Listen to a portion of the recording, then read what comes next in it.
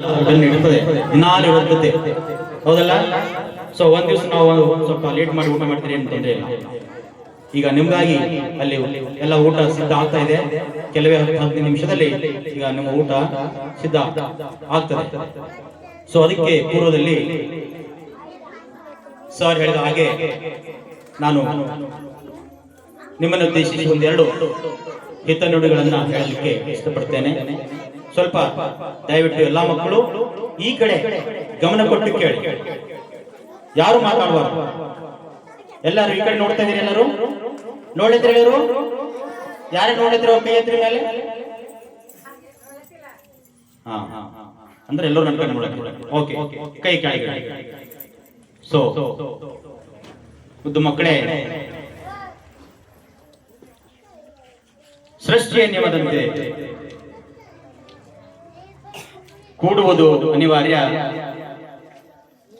ಕೂಡುವುದು ಸಹಜ, ಅಗಲುವುದು ಅನಿವಾರ್ಯ. ನಾವೆಲ್ಲ ಒಂದು ಕಡೆ ಸೇರುವುದು ಅದು ಆಕಸ್ಮಿಕ ಆಗಿರ್ತದೆ, ಅದ್ರ ಬಗ್ಗೆ ಆಲೋಚನೆ ಕೂಡ ಇರಲ್ಲ.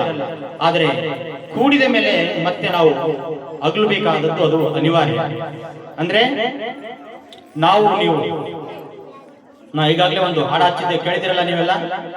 ನಾವ್ಯಾರು ನೀವ್ಯಾರು, ನಾವ್ಯಾರು ನೀವ್ಯಾರು, ಆದ್ರೂ ಕೂಡ ನಾವೆಲ್ಲ ಒಂದೇ ಎನ್ನುವ ರೀತಿಯಲ್ಲಿ ಒಂದೇ ಕುಟುಂಬದ ಸದಸ್ಯರು, ಒಂದೇ ತಂದೆ ತಾಯಿಗಳು, ಮಕ್ಕಳು, ಒಂದು ಬೃಹತ್ ಕುಟುಂಬದಂತೆ ನಾವೆಲ್ಲ ಇಲ್ಲಿ ಸೇರಿಕೊಂಡಿರ್ತೇವೆ.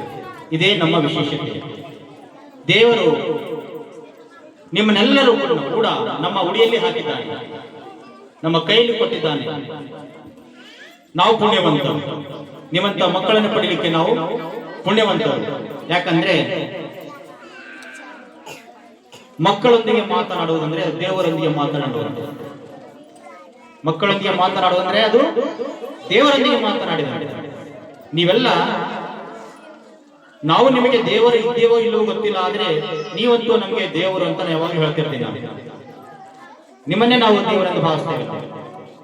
ಯಾಕಂದ್ರೆ ನಿಮ್ಮ ಪ್ರತಿಯೊಬ್ಬರಿಂದ ನಾವು ಒಂದೊಂದನ್ನು ಕಲಿತೇವೆ. ಪ್ರತಿಯೊಬ್ಬರಿಂದ ಒಂದೊಂದು ಮಾತನ್ನ ಕಲಿತೀವಿ, ನಾವು ಒಂದೊಂದು ಗುಣವನ್ನ ಕಲಿತೀವಿ ನಾವು ನಿಮ್ಮಿಂದ.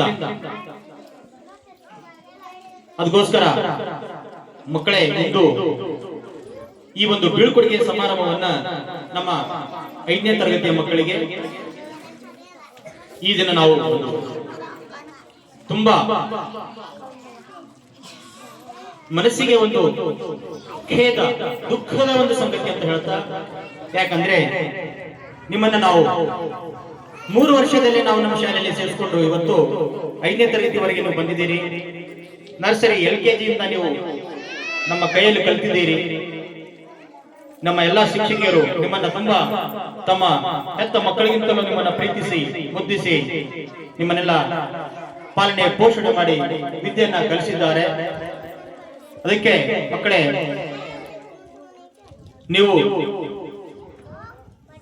ಜಾಸ್ಮಿನ್ ಟೀಚರ್ ಹೇಳಿದಾಗೆ ವಿದ್ಯೆ ಕೊಟ್ಟ ಗುರುಗಳನ್ನ, ಜನ್ಮ ಕೊಟ್ಟ ತಂದೆ ತಾಯಿಗಳನ್ನ ನಾವು ಎಂದೆಂದೂ ಮರಿಬಾರದು.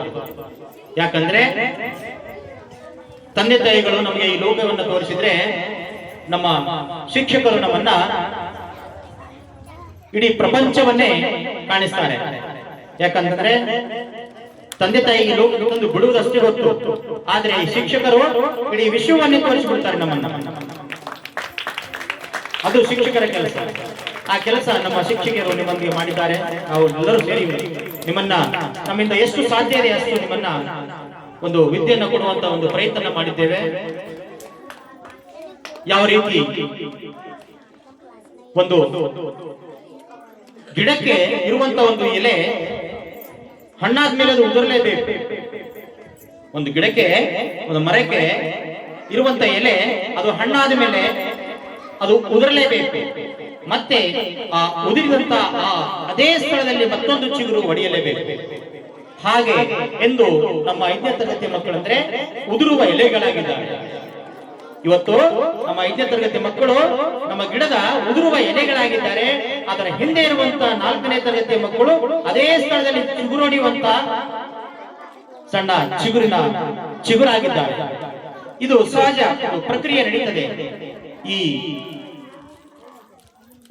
ಶೈಕ್ಷಣಿಕ ಜೀವನ ಅಂದ್ರೆ ಹೇಗೆ ಗೊತ್ತಾ, ಇದು ಒಂದು ಪ್ರಯಾಣ, ಜೀವನದಲ್ಲಿ ಇದೊಂದು ಪ್ರಯಾಣವಿದ್ದಂತೆ.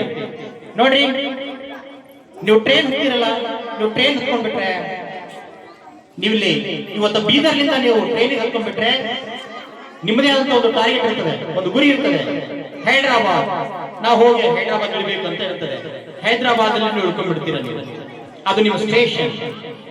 ಹೀಗೆ ನಮ್ಮಲ್ಲಿ ಏನಿದೆ, LKG ನೀವು ಹತ್ತಿದ್ದೀರಿ, ನಮ್ಮಲ್ಲಿ LKG ನೀವು ಪ್ರಯಾಣ ಹತ್ತಿದ್ದೀರಿ. ಇವತ್ತು ನಮ್ಮ 5ನೇ ತರಗತಿ ಎನ್ನುವಂತ ಒಂದು ಸ್ಟೇಷನ್ ಅಲ್ಲಿ ಬಂದು ನೀವು ನಿಮ್ಮ ಪ್ರಯಾಣ ಮುಗಿತು. ಮುಂದೆ ಬೇರೆ ಒಂದು ಗಾಡಿಯನ್ನು ಹಾಕಬೇಕಾಗ್ತದೆ. ನೀವು ಈ ಟ್ರೈನ್ ಮುಗಿತು, ಈ ಟ್ರೈನ್ ಪ್ರಯಾಣ ಮುಗಿತು. ಇದ್ರದ್ದು ಎಲ್ಲಿವರೆಗೆ ಇತ್ತು? 5ನೇ ತರಗತಿವರೆಗೆ ಪ್ರಯಾಣ ಅಲ್ಲಿಗೆ ಇತ್ತು. ಇನ್ನು ಮುಂದೆ ಮಾತ್ರ ಹೊಸದೊಂದು ಗಾಡಿ ಹತ್ತಬೇಕು, ಹೊಸದೊಂದು ಟ್ರೈನ್ ಹತ್ತಬೇಕು. ಇನ್ನು ಮುಂದೆ ನೀವೆಲ್ಲ ಹೊಸದೊಂದು ಟ್ರೈನ್ ಅನ್ನು ಹತ್ತವರು ಇದ್ದೀರಿ ಮಕ್ಕಳು. ಸೊ ಆ ನಿಟ್ಟಿನಲ್ಲಿ ಇಲ್ಲಿರುವವರೆಗೆ LKG ಇಂದ 5ನೇ ತರಗತಿವರೆಗೆ ನಮ್ಮ ಶಿಕ್ಷಕಿಯಿಂದ, ನಮ್ಮ ಶಿಕ್ಷಕರಿಂದ, ನಮ್ಮಿಂದ ಏನಾದರೂ ನಿಮಗೆ ನೋವಾಗಿದ್ದರೆ, ನಾವು ನಿಮ್ಮನ್ನ ಹೊಡೆದಿದ್ದರೆ, ದಯವಿಟ್ಟು ನೀವು ಅದನ್ನ ಇಲ್ಲೇ ಬಿಟ್ಟು ಹೋಗ್ರಿ. ದಯವಿಟ್ಟು ನಮ್ಮ ಬಗ್ಗೆ ಯಾರು ಕೂಡ, ಯಾವ ಮಕ್ಕಳು ಕೂಡ ಮನಸ್ಸಲ್ಲಿ ಇಟ್ಕೊಂಡು ಆ ಸರ್ ನಮಗೆ ಹೊಡೆದ್ರು, ಆ ಟೀಚರ್ಸ್ ನಮಗೆ ಹೊಡೆದ್ರು ಅಂತ ಮನಸ್ಸಿನಲ್ಲಿ ಇಟ್ಕೊಂಡು ಹೋಗಬೇಡ ಮಕ್ಕಳೇ. ಯಾಕಂದ್ರೆ ನಾವು ಹೊಡೆದದ್ದು ಯಾರಿಗೋಸ್ಕರ? ನಿಮ್ಗೋಸ್ಕರ. ಅದು ಸಹಜ. ಪ್ರತಿದಿನ ನೋಡಿ, ನೀವು ನಮ್ಮನ್ನ ಪ್ರತಿದಿನ ಕೊಲ್ತೀರಿ. ನಾವು ನಿಮ್ಮನ್ನ ಹೊಡಿತೀವಲ್ಲ, ನೀವು ನಮ್ಮನ್ನ ಪ್ರತಿದಿನ ಕೊಲ್ತೀರಿ ಸರ್. ಅದು ಹೆಂಗ್ರೆ ಅಂದ್ರೆ, ತರಗತಿಯಲ್ಲಿದ್ದಾಗ ನಾವು ನಿಮ್ಮನ್ನ ಹೊಡಿತೀವಿ. ನಾವು ಯಾವುದೋ ಒಂದು ಕಾರಣಕ್ಕಾಗಿ, ಒಂದು ಹೋಮ್ವರ್ಕ್ ಮಾಡಿಲ್ಲ ಅಥವಾ ಒಂದು ಓದಿಲ್ಲ, ಯಾವುದೇ ಕಾರಣಕ್ಕೆ ಒಂದು ಕ್ಷುಲ್ಲಕ ಏನಾದ್ರು ಕಟ್ಲೆ ಮಾಡಿದಾಗ ನಾವು ನಿಮ್ಮನ್ನ ಹೊಡಿತೇವೆ. ಆದ್ರೂ ಕೂಡ ನೋಡಿ, ಮನೆಗೆ ಹೋಗುವಾಗ ಗೇಟಿನಿಂದ ಆಚೆ ಆದ ಕೂಡಲೇ ನೀವು ನಮ್ಮನ್ನ ಬಾಯ್ ಸರ್ ಅಂತೀರಿ ನೋಡ್ರಿ, ಬಾಯ್ ಟೀಚರ್ ಅಂತೀರಿ ನೋಡ್ರಿ, ಆವಾಗ ನಾವು ಸಪೋರ್ಟ್ ಬರ್ತೀವಿ ನಾವು. ಯಾಕಂದ್ರೆ ನಿಷ್ಕಲ್ಮಶ ಮನಸ್ಸು, ನಿಮ್ಮ ಮನಸ್ಸು ನಿಷ್ಕಲ್ಮಶ. ಈ ಟೀಚರ್ ನಮಗೆ ಹೊಡೆದರಲ್ಲ ಇವತ್ತ, ಈ ಸರ್ ನಮಗೆ ಹೊಡೆದಾರಲ್ಲ ಅಂತ ಅದು ಗಮನದಲ್ಲೂ ಕೂಡ ಇರೋದಿಲ್ಲ. ಗೇಟಿನಿಂದ ಹೊರಗಾದ ಕೂಡಲೇ ನೀವು ನಮಗೆ ಏನಂತೀರಿ ಗೊತ್ತಾ? ಬಾಯ್ ಸರ್, ಬಾಯ್ ಟೀಚರ್ ಅಂತೀರಿ. ಎಷ್ಟೋ ಮಕ್ಕಳು ಬಂದು ನಮ್ಮನ್ನ ಅಪ್ಪಿಕೊಂಡ್ ಬಿಡ್ತೀರಿ. ಅವಾಗ ನಾವು ಸತ್ತೋಗ್ಬಿಡ್ತೀವಿ ನಾವು. ಯಾಕಂದ್ರೆ ನಿಮ್ಮುಂದ ಸಣ್ಣವರಾಗ್ಬಿಡ್ತೀವಿ ನಾವು, ನಿಮ್ಮ ಮುಂದೆ ನಾವು ಸಣ್ಣವರಾಗ್ಬಿಡ್ತೀವಿ. ಅಯ್ಯೋ, ಮಕ್ಕಳಿಗೆ ನಾವು ಹೊಡೆದ್ರು ಕೂಡ ಆ ಮಗು ಮತ್ತೆ ಅದನ್ನ ತಲೆಗೆ ಇಟ್ಕೊಳ್ಳದೆ ಬಂದು ನಮ್ಮನ್ನ ಇಷ್ಟು ಪ್ರೀತಿ ತೋರಿಸ್ತಲ್ಲ ಅಂತ ಆ ಕ್ಷಣ ನಾವು ಏನಾಗ್ತೀವಿ, ತುಂಬಾ ಕ್ಷಣ ಹೋಗ್ಬಿಡ್ತೀವಿ ನಾವು. ಆದ್ರೂ ಅನಿವಾರ್ಯ ಮಕ್ಕಳೇ, ನಮ್ಮ ಮಕ್ಕಳು, ನಿಮ್ಮ ಸಂಬಂಧ ಕೇವಲ ಗುರು ಶಿಷ್ಯರ ಸಂಬಂಧ ಅಲ್ಲ, ತಂದೆ ತಾಯಿಗಳ ಸಂಬಂಧಕ್ಕಿಂತಲೂ ದೊಡ್ಡದು ನಮ್ಮ ಸಂಬಂಧ.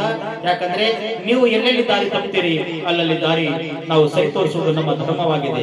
ಶಿಕ್ಷಕರ ಧರ್ಮ ಏನಪ್ಪಾ ಅಂದ್ರೆ, ದಾರಿ ತಪ್ಪಿದ ಮಗುವನ್ನ ದಾರಿಗೆ ಮತ್ತೆ ಕರೆದು ಅಲ್ಲಿಗೆ ಮುಂದೆ ಸಾಗಿಸುವುದು, ಒಳ್ಳೆಯ ದಾರಿ ಕಡೆಗೆ ಸಾಗಿಸುವುದೇ ಗುರುಗಳ ಒಂದು ಕರ್ತವ್ಯ ಆಗಿದೆ. ಸೊ ಆ ಒಂದು ನಿಟ್ಟಿನಲ್ಲಿ ನಾವು ನಿಮ್ಮನ್ನ ಏನ್ ಮಾಡ್ತೀವಿ, ನೀವು ದಾರಿ ತಪ್ಪಿದಾಗಲೆಲ್ಲ ನಾವೇನ್ ಮಾಡ್ತೀವಿ ಮಕ್ಕಳೇ, ನಿಮ್ಮನ್ನ ನಾವು ಸರಿ ದಾರಿ ತರಲಿಕ್ಕೆ ನಾವು ನಿಮ್ಮನ್ನ ಕಳಿಸ್ಬೇಕಾಗ್ತದೆ, ನಿಮ್ಮನ್ನ ಶಿಕ್ಷಿಸಬೇಕಾಗ್ತದೆ. ಯಾವ ರೀತಿ ಒಂದು ಕಲ್ಲಿಗೆ ಉಳಿಪೆಟ್ಟು ಬಿದ್ದು ಬಿದ್ದು ಬಿದ್ದು ಕಲ್ಲು ಹೋಗಿ ಮೂರ್ತಿ ಆಗ್ತದೆ ನೋಡಿ. ಕಲ್ಲು